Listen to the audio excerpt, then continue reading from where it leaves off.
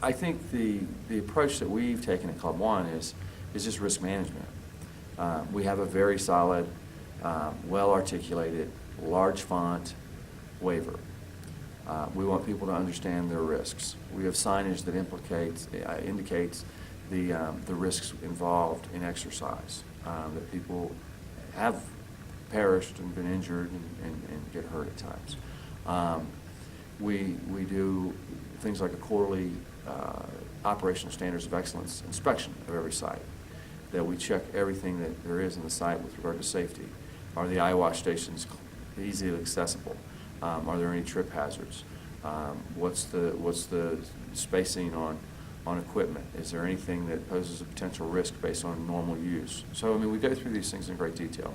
We have an accident injury process, procedure, and protocol to make sure that we handle member incidents, worker injuries, all those things in a certain way.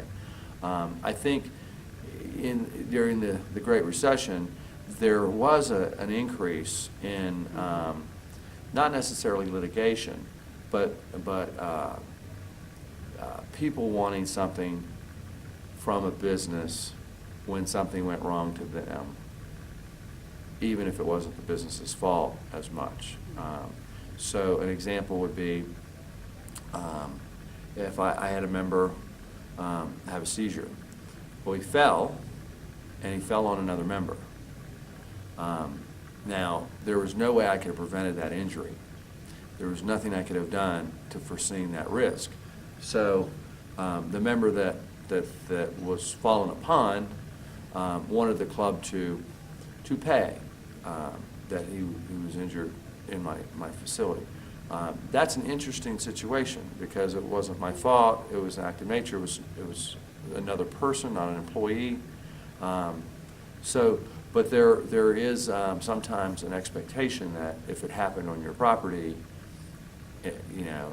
I need some type of compensation. So I think that the approach we take on those things is common sense and what is the right thing to do. If something goes wrong that we feel was our responsibility, we take care of that.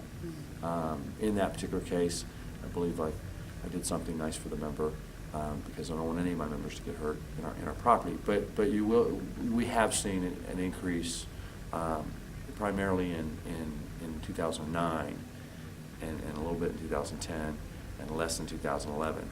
So as the economy goes up and down, some of the frustrations people have when things go wrong varies as well.